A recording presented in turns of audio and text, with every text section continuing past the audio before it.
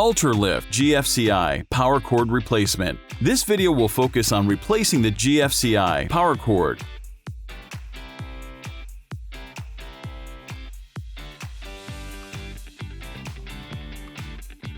Plug in the control and verify the power light on the front panel illuminates. It should flash.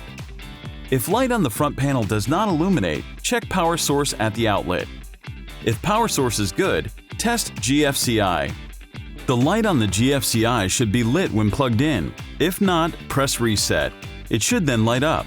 To test the GFCI, press the test button, and the light should go off. Press reset, and the light should come back on. Grab each end of the cord exiting the GFCI and wiggle to verify no loose connection. If during any of the above procedures, the GFCI fails to reset or has intermittent contact, replace the GFCI.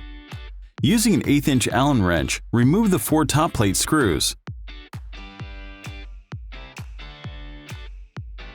Disconnect the RJ45 connector from the top plate assembly. Remove the 4 cap nuts from the base using a 7/16" socket driver. Remove the housing from the base. Remove the 3 wires of the power cord. Positive and neutral wires are spade connectors. You can just pull them off. Verify when reassembling that you have pushed them in all the way and that they are secure by pulling on them. Remove the cord keeper and zip tie and replace GFCI. Cut loose the zip tie. Unscrew the cord keeper.